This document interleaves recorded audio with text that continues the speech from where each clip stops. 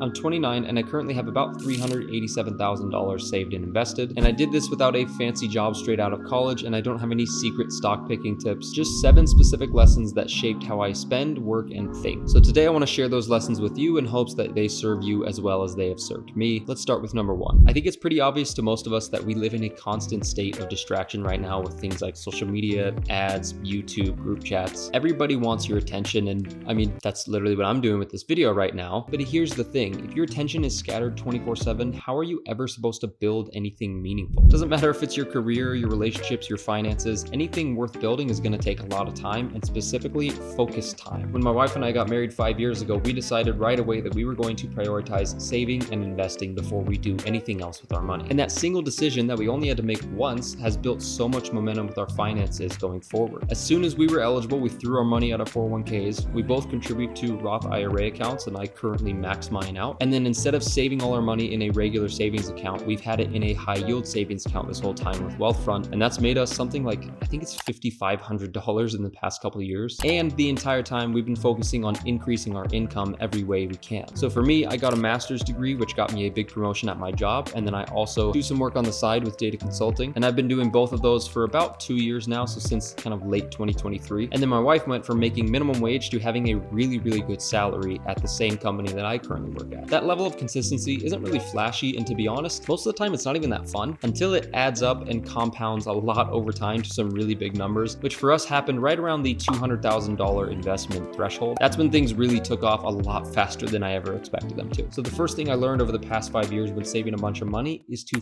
focus. It's quiet, it's boring, but you have to be relentless with it day after day, month after month, year after year. That's how you build wealth with regular 9-to-5 jobs. That's how we've saved and invested over 6 figures in our 20s. And the craziest part is that it didn't really feel like we were doing anything extraordinary at the time until we see the results later on. So if staying focused is so powerful, why do so many focused people still feel stuck? During my very first internship in 2017, I remember I got the privilege to work at an insurance startup in Phoenix, Arizona. And I remember having a conversation with their chief operating officer. He brought me over to his desk and he showed me some of their financial data and their accounting data. And I saw how much some of their VPs were making with base salaries starting at $165,000. And I remember thinking to myself, that doesn't seem like much for a vice president. I was 21, I was naive. Obviously, if you live in a really expensive city like LA or New York, that's not going to go as far, but $165K for a single person is pretty dang good. Fast forward to today, I make about $111,000 as a senior data analyst, and that's with a master's degree, that's with 5 years plus of experience, and it's working for a company that pays a lot more than you might typically see, at least where I live. But when you're in college and you're kind of delusional like I was, making 6 figures seems like it's some inevitable thing. Like as soon as they hand you a degree, they're gonna give you a $100,000 salary. But the truth is, those jobs are kind of rare. And even if you do get one, it comes with a lot of expectation, higher competition, and not much room for mediocrity. Now, of course, 6 figures isn't the same thing as it was, let's say, even 10 years ago. But lesson number 2 that I learned on this journey is that making a lot of money is hard. It takes a lot of intention, a lot of sacrifice, and a much longer runway than you might be willing to admit. So maybe you make good money, maybe you have some experience now and a little bit of momentum in your career, and then you start asking questions like I did, which is, why do people with less skill than me make more than me? I learned this from Vin Gone a couple years ago, where he said, if you are a 10 in your technical skill, but a 3 communicator, people are going to perceive you as a 3. That's the harsh truth. You could be a wizard with data or coding or architecture, whatever your craft is, but if you can't explain it clearly to somebody in a simple manner that they can understand, it doesn't really matter. You're gonna get passed up over and over again by the people who can speak. Maybe they're a 6 technical, but they're a 6 communicator. They're gonna seem better than you in every single area. And that was a hard lesson for me to learn. I had this ideal in my mindset where if you just did really good at your job, somebody was going to notice, and it was almost like their responsibility to give you promotions and push you further in your career. But that's not how the game works. Companies don't necessarily promote skill just by itself. They promote clarity, they reward trust, and they reward the people who can communicate clearly in simple terms. And I've noticed something too, that basically every single manager I've come across talks a lot. People who are good at talking get more opportunities than the people who are not. Lesson number 3 is that technical skills without communications are invisible. Only when you combine the two, that's when people start to listen.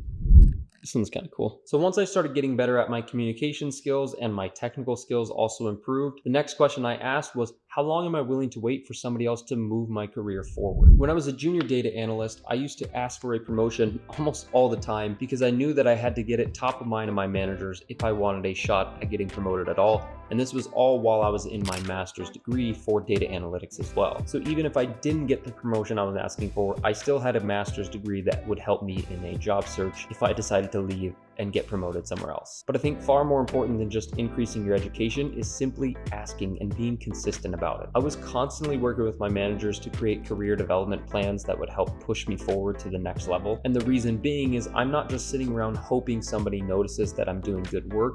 I want them to intentionally see everything that I'm doing so that I can almost sell my value to the company. And I think that kind of proactive mind is super underrated because I've had other people on my teams and in my job who are way smarter than me get promoted later simply because they didn't ask. And that's the trap that's really easy to fall into. You think if you are just heads down and do really good work, somebody's going to notice and someone's going to reward you. But that's just simply not the case. In reality, everybody else is busy too. They're doing their own work. They're looking after their own careers. And so my goal was to either get it in front of people who can make the decision or get on projects that are seen by the people who make the decisions. That way, no matter what, I'm going to be noticed by somebody who says, oh yeah, Logan should get a promotion. And I'm currently doing the same thing right now, trying to move up to principal data analyst. I'm having conversations with my managers and they're putting me on new projects that help me lead, smaller teams of people with the goal of getting me to the next level after I've proved that I can do it. And I bet you could guess the lesson for point number 4 already, but it's that nobody is going to look after your career and your income except for you. This might be a bad idea. All right, so let's say that you're earning more now, you're saving more, you're working really hard, you're good at communicating, but now the question becomes, what do I do with all this money? And that's a great question to ask because you don't want to be stuck working a 9-to-5 forever. First place you should put your money is into yourself. That sounds weird. The first place I invested my money was in myself. I wanted to expand my skills in my current field, so I started to learn things like data engineering, coding, SQL, database architecture. All of that stuff helped me in my second job as a data consultant, and that's earned me extra income on the side of my 9-to-5. And I didn't learn those in school. I spent my own free time not watching Netflix, not just hanging out, but I intentionally spend that time learning and building myself up. I've also spent the last year learning how YouTube works and recently just got monetized. I think I've made about $90 in 2 weeks, which is pretty cool because that's, $100 to $200 every single month on average. If that trend continues, ideally it's going to just continue to grow even more so that I have some extra income from a third place. It's also the coolest $90 that I've made so far because it's money that I've made online for the very first time. And ideally, I'm able to scale this and turn into something that eventually I could quit my 9-to-5 for and just do this full time. Another place to put your money is in a business. So YouTube for me is technically a business.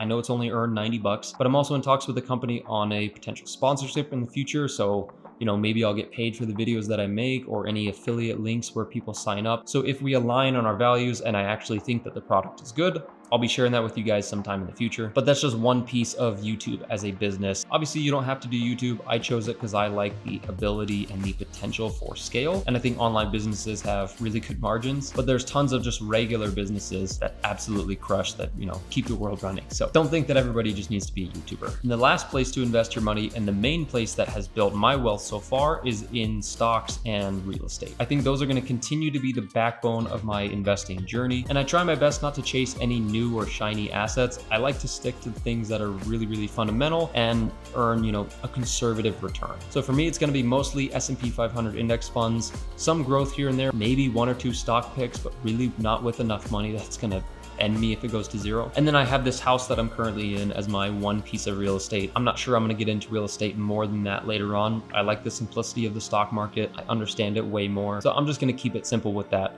for the time being. But the reason I bring up investing is I truly believe if you are just working a regular 9-to-5 job, the only way that you're going to build real wealth and get ahead is through some type of investing. Unless you're a C-suite executive or you're some insanely high paid engineer at a big tech company, most of us have to invest somewhere because saving is just not going to keep up with inflation. So lesson number 5 is that investing is your only option.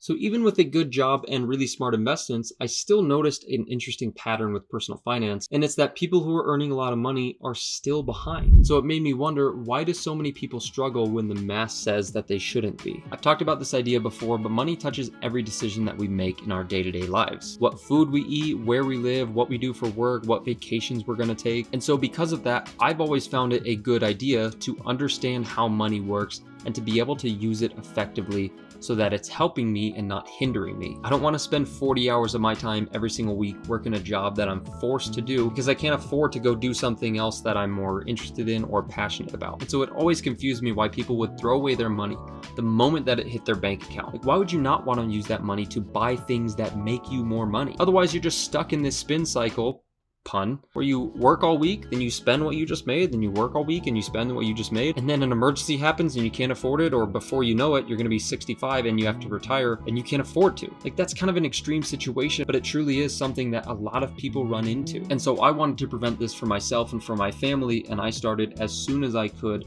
learning how to use money and learning how to invest. Now, I'm not saying this solves all the problems in the world, and I don't think it's the only key to happiness, but it does relieve a lot of stress when you go from not having any to having enough to live comfortable. So if you learn how to handle the most impactful resource in your life, you can save the most important resource in your life, which is time. So learn how to spend less than you make, invest and save your money, and learn how to say no now so you don't have to say no ever again. That's about as simple as I can make it, and that's pretty much all that we do.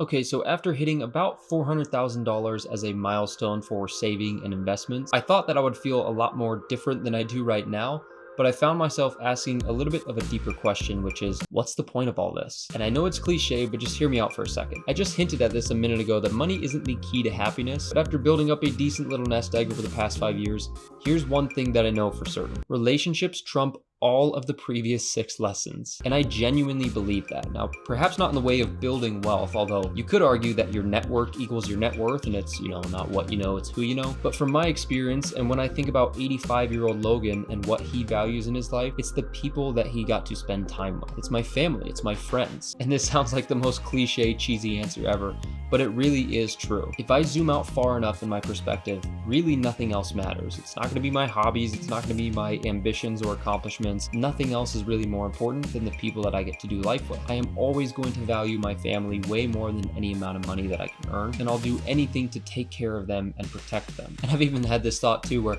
even if we lost all of our money today, as long as they're okay, we're good. We can always make more of it again, but we can't get these memories back. I can't hang out with my 11-month-old son another time because he's only going to be this age once. And so I just make sure to be as present as I can and cherish those moments. So that's the 7th and final lesson in this list. It's that relationships have the greatest return on investment, more than anything else that you could possibly save or invest in. So the money's great, the freedom is incredible, don't get me wrong, but if you don't have people that you love, it's kind of all a waste. And speaking of people that you love hanging out with, make sure to check out this video next to see the 11 rules that helped me save up this little nest egg that I built so far. And I'll see you guys there. Peace.